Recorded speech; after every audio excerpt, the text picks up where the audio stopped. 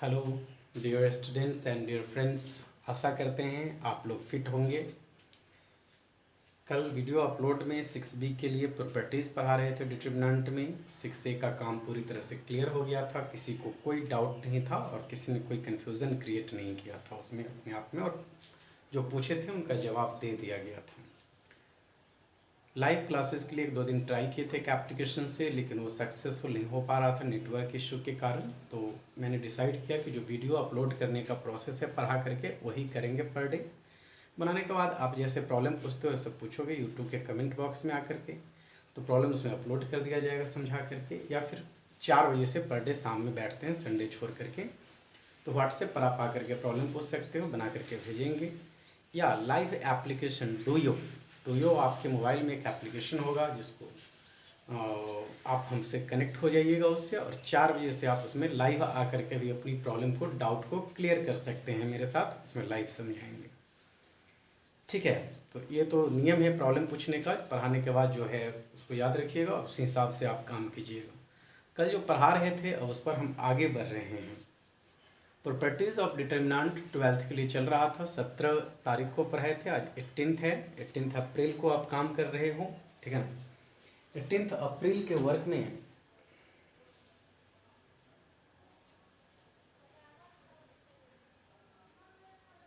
एक बच्चे ने इवनिंग बैच का उन्होंने कहा था कि को फैक्टर मुझे ठीक से नहीं समझ में आया समझाने के लिए, तो उनको ज़रा मैं फिर से क्लियर कर दूँ। यहाँ पर आप ऑर्डर 3 का कोई डिटर्मिनेंट लिए हो, यहाँ 3/3 ऑर्डर है इसका, 3 रो और 3 कॉलम है, ठीक है। तो जैसे अब एक एलिमेंट ले लेते हैं 3 2 इसमें कौन है तो वो तो देखने आता है, मैट्रिक्स में आपने सीखा है first row second row third row. 3 2 का मतलब third row second column, third row second column का एलिमेंट कौन है,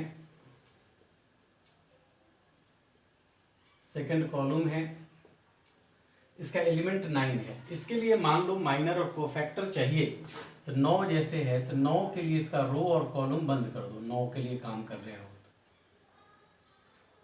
बच क्या गया तो 2 3 और ये 65 75, इसको यहाँ ले लिया, इवैल्यूएशन मेथड से इवैल्यूएट कर दिया, ये दोनों को यहाँ गुना कर दिया, फिर ये दोनों को यहाँ कर दिया और सब्ट्रैक्ट करके ये आया।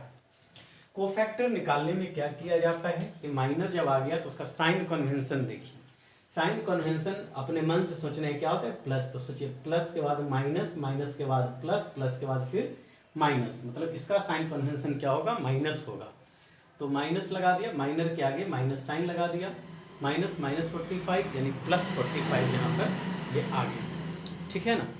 उसी तरह एक और एग्जांपल 2 3 लिया मैंने, तो 2 3 का कौन सा एलिमेंट है, तो second row and third column, second row और third column, second row and third column का एलिमेंट है 75। 75 के लिए माइनर को फैक्टर चाहिए, इसका रो और कॉलम बंद करो, इसका कॉलम बंद कर दो और इसका रो बंद कर दो, तो क्या बचा यहाँ पर 2 7 बच गया और 5 9, मतलब इसका रो और कॉलम, तो 2 7 5 9 लिया। फिर इसको आप ऐसे गुना कर दो, ठीक है ना, 2 9 जा 18 और 5 7 जा 35, ये सब्ट्रैक्ट हुआ। को फैक्टर के लिए साइन कन्वेंशन चेक करो, प्लस के बाद माइनस, माइनस के बाद प्लस, ठीक है ना, फिर प्लस के बाद माइनस, ऐसे अल्टरनेट हो, माइनस के बाद प्लस, प्लस के बाद फिर माइनस, तो माइनस होता है तो माइनस माइनर में लगा दिया और माइनस माइनस प्लस 17। मुझे लगता है कि माइनर को फैक्टर इतनी कोई बड़ी वस्तु नहीं है, जो समझ में नहीं आए आपको समझ में आएगी, ठीक है। जिन्होंने पूछा था उनका क्लियर हो गया है। अब देखिए कल की प्रॉपर्टीज में मैंने 6 प्रॉपर्टीज को लिखवाया था कि किसी डिटर्मिनेंट में कब कब कोई वैल्यू चेंज हो सकता है, उसके साइन में बदलाव आ सकता है, और कब कब कोई वैल्यू सेम का सेम रहेगा, बदलाव नहीं होगा। उन 6 प्रॉपर्टी को आपने अच्छे से स्टडी किया होगा, ऐसी मैं आशा करता हूँ आपसे, ठीक है ना। अब उस पर आधारित क्वेश्चन करना आज 6B में सिखाने चल रहे हैं। इसको 6B में जो क्वेश्चन करना है, पीछे जो आप पढ़े 6A में, तो वहाँ आपने इवैल्यूएशन के बारे में पढ़ा, विथ एक्सपेंशन के बारे में क्या जानकारी ली थी, एक्सपेंशन के द्वारा फर्स्ट रो से या फर्स्ट कॉलम से या किसी रो एक कॉलम से एक्सपेंशन किया करते थे। But now I am going to discuss the method to find the value of determinant without expansion. Without expansion में प्रॉपर्टीज का यूज किया जाता है, उन प्रॉपर्टीज को यूज करके कैसे कोई सवाल को बनाते हैं वो आज हम आपको दिखा रहे हैं।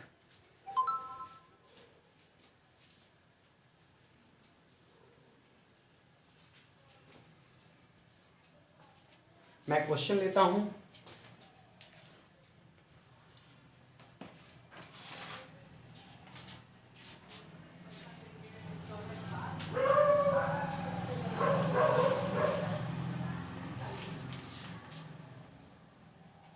ये क्वेश्चन जैसे दिया गया, प्रूव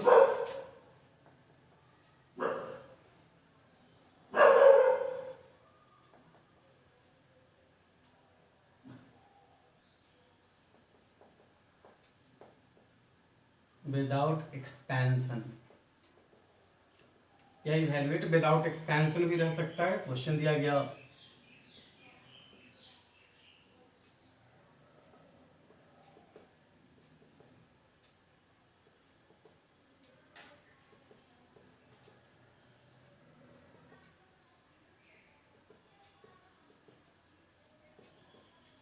ये है, ठीक है। तो यहाँ नज़र दोहराओगे आप, तो आपको जैसे नॉर्मल नियम से बनाना होता, जो आपने कॉन्सेप्ट पढ़ा था पीछे, फर्स्ट रो या फर्स्ट कॉलम को लेकर के करते थे, वैसे भी कर सकते हैं आप। लेकिन चूंकि अब बड़ा बड़ा क्वेश्चन पढ़ना है इसमें, समझ रहे हो ना। एक सेकेंड,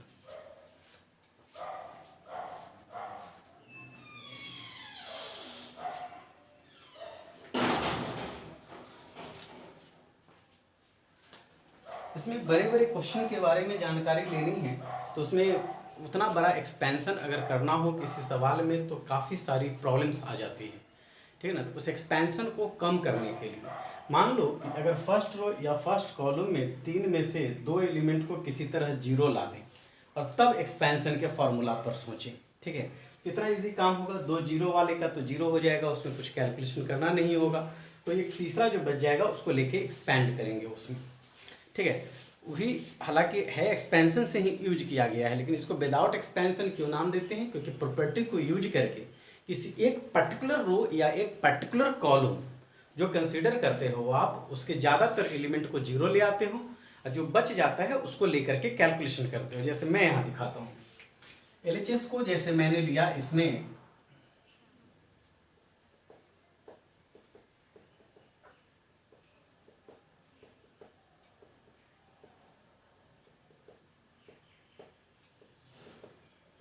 ये है, आप कंसीडर करो कि एक रो या एक कॉलम में कैसे छोटा है। कंसीडर करो कि R1 में अगर हम R2 को ऐड कर दें, R3 को भी ऐड कर दें एक साथ, तो B से B कट जाएगा, C से C कट जाएगा और A से A कट जाएगा। मतलब आपने इंप्लीमेंट किया R1 plus R2 plus R3। आप कहोगे कि सर आपने कैसे इसको डायरेक्ट समझ लिया। देखो हमको तो चूंकि बनाते बनाते प्रैक्टिस है और आपको समझना है, सोचना है। आप पहले R1 में R2 को जोड़ करके या घटा करके देखते देखते कि और कोई लंबा टर्म आ रहा है, R3 के बारे में सोचते कि कैसे उस तरह से उसमें ऐड किया जाए उसको, ठीक है ना। ऐड या सब्ट्रैक्ट करके उसको जीरो, ज़्यादा से ज़्यादा टर्म जीरो आए, राइट ना। यही सोच करके ऑपरेशन करना है। किसी एक रो या एक कॉलम जिसको लेके हम प्लान में है कि उसको लेके आगे एक्सपेंशन कर सकते हैं, पीछे वाला कॉन्सेप्ट लगा सकते हैं, उसमें से ज़्यादा एलिमेंट को जीरो लाना है या छोटा से छोटा टर्म में बदलना है। ये बदलने का फ़ायदा क्या होगा वो जरा देखोगे आप। अब आप ऐड करोगे इसको, ऊपर में क्या आएगा, तो आप ऐड करके यहाँ रफ में देख लो, A minus B plus B minus C plus C minus C. A से A कट गया, B से B कटा, C से C कटा, यानी जीरो आएगा। इसका तीनों एलिमेंट उस तरह से जीरो आएगा।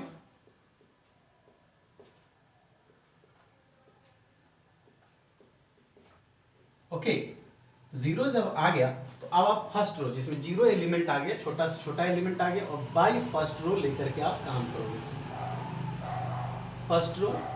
फर्स्ट रो देखने ही से लग रहा है कि जीरो जीरो जीरो है, तो मल्टीप्लाई डायरेक्ट जीरो भी लिख सकते हो। समझाने के लिए एक बार हम लिख देते हैं कि प्लस जीरो से शुरू हुआ, तो इसका रो कॉलम बंद करो, C minus A minus B, A minus B, B minus C, ठीक है। ब्रैकेट लेना कोई ज़रूरी नहीं है। प्लस के बाद माइनस जीरो लेते तो minus zero, B minus C, C minus A minus B, B minus C। मतलब ये और ये बंद हो गया, ये दोनों आया। यहाँ पर मैंने रॉन्ग लिख दिया है, पहला वाला ले रहे हो तो सी, हाँ नहीं ठीक है, पहला वाला भी ठीक। तब इसका थर्ड वाला लेते हैं हम, प्लस के बाद माइनस, माइनस के बाद फिर प्लस जीरो, जीरो लेते तो इसका रो कॉलम बंद करते तो B minus C, C minus A, C minus A and A minus B आता, और ये सब जीरो से गुना होकर के फाइनल आंसर क्या आता, जीरो आता, जो RHS के बराबर होता, और ये यहाँ पर प्रूव हो जाता है इसका। आई थिंक आपको कोई डाउट नहीं होना चाहिए इसमें कि किस तरह से इसमें काम किया गया है। इस पर नज़र दौड़ा ले तब फिर आगे बढ़ता हूँ।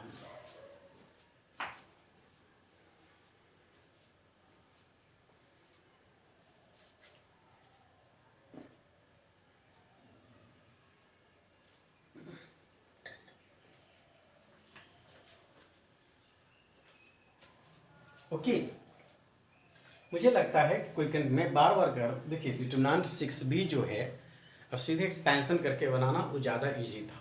फिर प्रॉपर्टी का यूज करके उसको पहले कोई रो या कॉलम के एलिमेंट को छोटा करो तब कैलकुलेशन करो। तो ये सोचने की चीज़ है, इसमें जितना सोचने का काम करोगे उतना ज़्यादा अच्छे से समझ में आएगा, और यही सोचना मैथमेटिक्स, ठीक है ना। देखिएगा मैं दूसरे क्वेश्चन पर आकर के फिर मैं इसको डील करता हूँ। इसी को विदाउट एक्सपेंशन कहा जाता है, जहाँ एक्सपेंशन के लिए पूरे एलिमेंट का उपयोग नहीं करते हैं, प्रॉपर्टी का यूज करके ज़्यादातर एलिमेंट को छोटा कर देते हैं।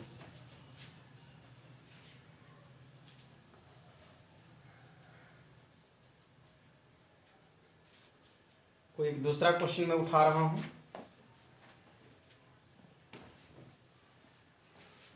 ये क्वेश्चन है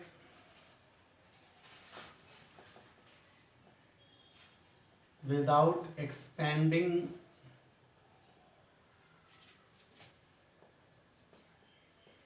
prove x plus Y, Y plus Z, Z plus X, Z X Y 1 1 1 ये लिया गया है, इज इक्वल टू लाना है आपको 0, ठीक है ना। देखिए अब विदाउट एक्सपेंडिंग प्रूव रहे या इवैल्यूएट रहे, फिर वही सोचना है। पहले आप LHS ले लो, LHS वाले को इस डिटरमिनेंट से मान लो आप डिनोट करते हो ट्रायंगल डेल्टा के साइन से, या ये से भी डिनोट कर सकते थे, मतलब इसको डेल्टा से करो तब चाहे या डिटरमिनेंट ए से करो तब, उससे कोई फर्क नहीं पड़ता है। y plus Z, Z plus X, Z X Y 1 1 1। इसमें आपको यही सोचना है कि कौन सा पार्ट यूज करें। माने आप फर्स्ट रो के बारे में सोचो, ज़्यादातर रो के बारे में हम करते हैं, कॉलम के बारे में भी कर सकते हैं, कॉलम के बारे में भी सोच सकते हैं, लेकिन कॉलम देखने से लग रहा है कि कॉलम 1 से 2 को या 3 को घटाएं तो 0 आने का चांस है क्या। देखिए इसमें हमको लगता है कि कॉलम से ही, मतलब कॉलम को ही यूज करें। अगर कॉलम 1 से कॉलम 3 घटाएं तो 1 - 1 0 आएगा, कॉलम 2 में से 3 को घटाएं तो 1 2 0। इस थर्ड रो में कब आएगा, जब कॉलम 1 से कॉलम 3 को, कॉलम 2 से कॉलम 3 को घटाएं तो थर्ड रो में ज़्यादातर 0 आ जाएगा, और तब थर्ड रो को लेकर के हम एक्सपेंड कर सकते हैं उसको, ठीक है ना। रो के बारे में भी जैसे पिछले सवाल में सोचे, रो के बारे में सोचते, लेकिन रो में यहाँ देखने ही से लग रहा है R1 में अगर R2 को ऐड करें तो उससे क्या होगा, x plus Y plus Z. ये भी तरीका सही है, x plus Y plus Z ऊपर में आ जाए उसके बाद तो ये देखो रो या कॉलम दोनों से आप काम कर सकते हो, कोई जरूरी नहीं कि एक रो के बारे में ही सोचो या कॉलम। हाँ ये ध्यान रखना चाहिए मेरे हिसाब से, बुक मैंने आप किताब में है कि कोई रो कॉलम ले सकते हैं, लेकिन मेरा मानना है कि अगर फर्स्ट रो या फर्स्ट कॉलम में ज़्यादातर टर्म को यूज कर ले तो एक्सपेंशन में सुविधा होगी कि फर्स्ट या फर्स्ट कॉलम से करते हैं, ठीक है ना। अगर सेकंड रो के बारे में भी आता है कि सेकंड रो में भी 0 आने का चांस, सेकंड रो को भी लेके करते, ठीक है ना। तो यहाँ जरा ध्यान दीजिएगा क्या किया जाए इसमें। तो सबसे पहला काम कि ऊपर में सेम चीज आ जाए, इसके लिए जरूरी है कि R1 में R2 को जोड़ दें, R1 प्लस R2 कर दें तो क्या आएगा, ये Z हो जाएगा, y plus Z plus X आएगा, y आएगा 1 1 1, ठीक है। x plus Y plus Z R1 में देखो कि तीनों एलिमेंट कॉमन है, मैट्रिक्स की तरह इसमें जरूरी नहीं कि सब में कॉमन है वही लेना, इसके कोई एक रो या कोई एक कॉलम में अगर कॉमन एलिमेंट है तो उसको हम बाहर ले सकते हैं। जैसे ले लीजिए इसमें R1 से इसको लिख भी दे सकते हैं कि बाई टेकिंग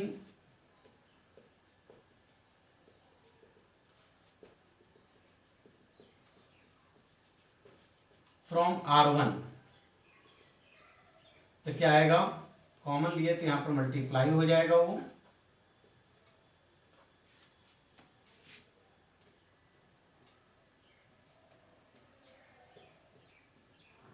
कॉमन लेने के बाद क्या है, X plus Y plus Z हट गया तो ऊपर में सब जगह 1 बच गया, और नीचे थर्ड रो में तीनों अलग 1 हो। अब देखो आपने नियम पढ़ा था कि कोई दो रो जैसे R1 और R3 आइडेंटिकल, आइडेंटिकल मीन्स बराबर या प्रोपोर्शनल, रेशियो बराबर होता है तो इसका वैल्यू ऑलरेडी 0 होता है।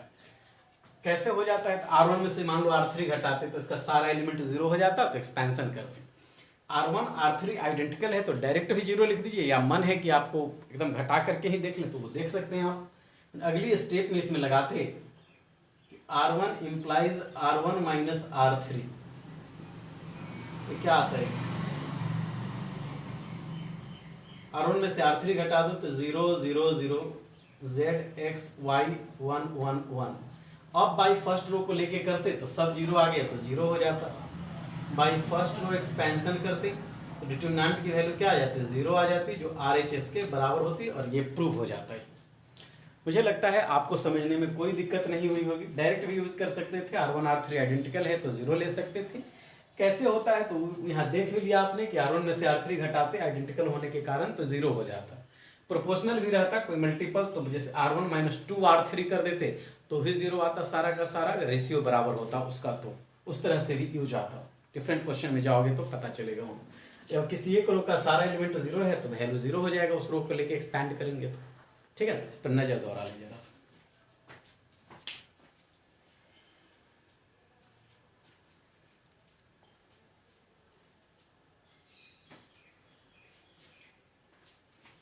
जरा ध्यान दीजिएगा कि यहां मैंने बताया, ठीक है।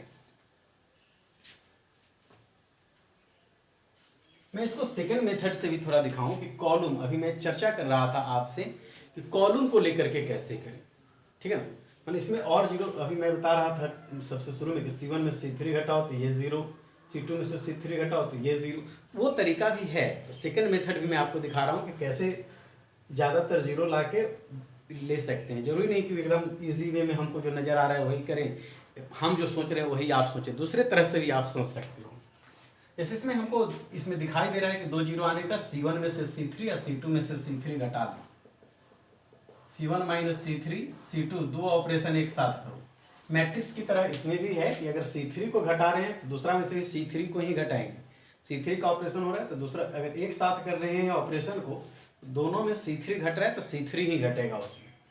ठीक है, तो ये करो, ये क्या आएगा निकल के, घटाओ, इसमें से ये गया x कट गया तो y minus z minus Y zero, इसमें से फिर घटाओ इसको, z कट गया तो y minus x minus Y zero, z plus X Y और 1। देखो कितना इजी वे में, मैंने जरूरी नहीं था कि फर्स्ट मेथड जो मैंने सोचा वही आप सोचो, बड़ी इजी वे में मैंने C1 में से C3 C2 में C3 घटाया दो।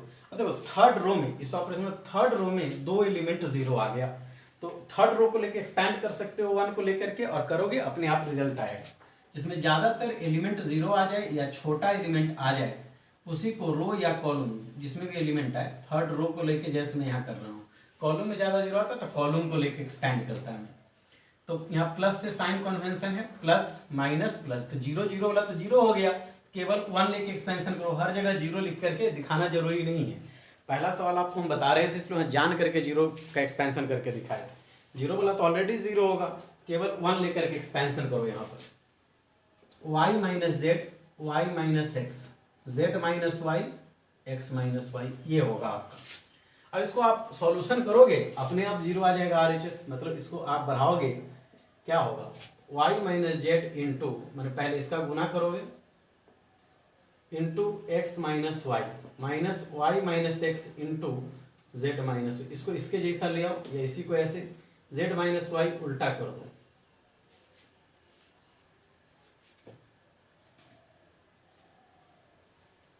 ठीक है, और x माइनस वाई को y माइनस एक्स कर दो, तो माइनस माइनस क्या हो जाएगा यहाँ plus, minus Y minus X into Z minus Y, तो पूरा का पूरा इससे कट गया, क्या हो गया, जीरो हो गया, RHS प्रूव हो गया। ऐसे भी आप सोच सकते हो, ठीक है ना। जरूरी नहीं है कि मैं जो सोच रहा हूँ, पहले आप देख लो तो मैं इसको फिर एक बार और क्लियर करता हूँ।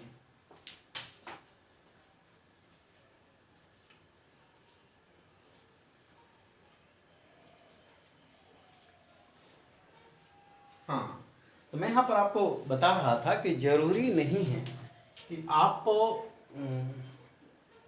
इसमें कि एक रो को ही रो से ऐड या सब्ट्रैक्ट करो या कॉलम को ही कॉलम में, जो इजी लगे। एक रो में लाने के लिए या एक कॉलम में लाने के लिए ज़्यादातर एलिमेंट को जीरो या छोटा उस तरह का ऑपरेशन लगाओगे। ये आप याद करो कि 5e जो एलिमेंट्री रो ऑपरेशन पढ़ रहे थे उससे थोड़ा मिलता जुलता ऑपरेशन है, बस इसमें इवैल्यूएशन करना है और वहाँ मैट्रिक्स को दूसरे मैट्रिक्स में बदलना पड़ना था, ठीक है। तो इसको किया मैंने और ये समझ में भी आपको आ रहा है। 6b में इसी पर आधारित क्वेश्चन है। 6b उतना इजी भी नहीं है, माने इजी वे में भी नहीं बनेगा जितना इजी वे में पहला एक्सरसाइज मैंने पहले ही कहा था कि 5E एलिमेंट्री ऑपरेशन, डिटर्मिनेंट, ये सब थोड़ा सा जो आएगा थोड़ा सोचने वाला चैप्टर है कुछ नहीं करना, कैलकुलेशन ही है यहाँ पर, लेकिन थोड़ा इसमें दिमाग ज़्यादा लगाने की आपको ज़रूरत पड़ेगी और उसको लगाओगे आप, ठीक है। दिक्कत होगा तो मैं फिर हूँ ही बताने के लिए। इसको मिटाता हूँ मैं ज़रा सा।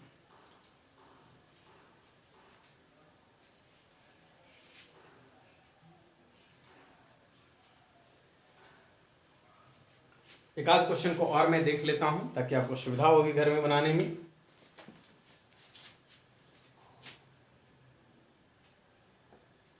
हर जगह विदाउट एक्सपेंशन लिखना जरूरी नहीं है, अब समझ गए हो कुछ ही करना है। ये जैसे आपको प्रूफ करना है, क्या करोगे आप, सोचो कि इसमें किस रो का किस रो से या किस कॉलम का किस कॉलम से उस तरह का रिलेशन है कि जोड़ घटाव करने पर छोटा काम हो जाए। तो मुझे जैसा लग रहा है कि अगर फर्स्ट रो को सेकंड से कंपेयर करते 2/5 3/6, इसमें कोई रिलेशन नहीं है। फर्स्ट को थर्ड से करो, 2/6x तो 1/3, 3/9x तो 1/3x। मन ये दोनों देखने से लग रहा है कि ये बाई ये और ये बाई ये करें तो रेशियो बराबर आएगा, मतलब दोनों प्रोपोर्शनल होगा यहाँ पर, ठीक है ना। यहाँ पर देखिएगा LHS पहले लोगे आप,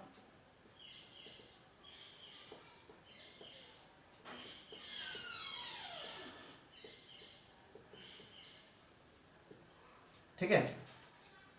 यहाँ R1 R3 R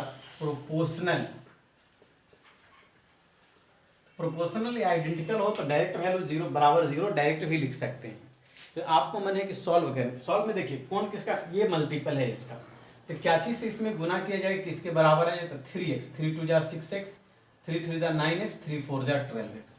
तो रो 3 में हम क्या करते, रो 3 में घटाना है, R1 में गुना करके R3 में उसको सब्ट्रैक्ट कर देंगे तो सब 0 आ जाएगा।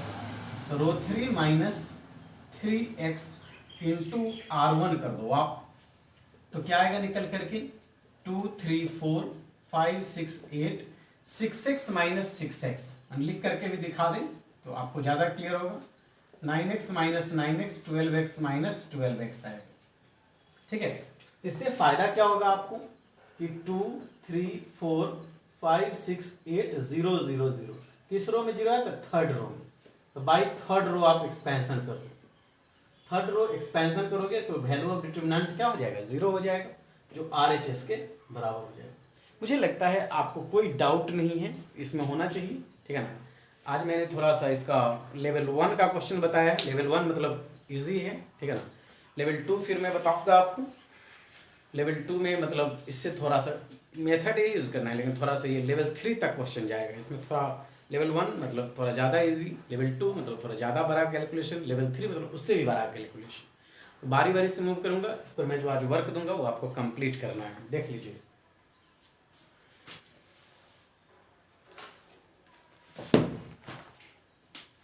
देखिए इसके आधार पर जो वर्क बनेगा 6B में, 6A आपका कंप्लीट हो गया था, 6A टू मच इजी था, उसमें ज़्यादा डाउट होना नहीं था किसी को।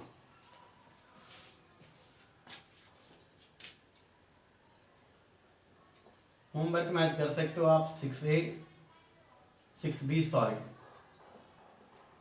RS में पेज 223 एग्जाम्पल 1 to 8, एक्सरसाइज इसका शुरू होगा page 260, question 1 to 6, only 14 questions करना है। RD शर्मा में अगर आप जाते हो, एक्स्ट्रा वर्क जो लोग बुक टच करते हैं उनको बराबर मैं नोटिफाई करते रहता हूँ। RD शर्मा में जो लोग जाते हो तो 6.2 में जा करके देखोगे कि करस्पॉन्डिंग है, ये सिलसिला में देखोगे कि क्या है। तो इसमें जो करस्पॉन्डिंग टॉपिक से रिलेटेड जो आज वाला टाइप बताए हैं, आज वाला जो टाइप बताए हैं उससे रिलेटेड जो RD शर्मा या किस सिलसिला में होगा वो भी आप देख सकते हो।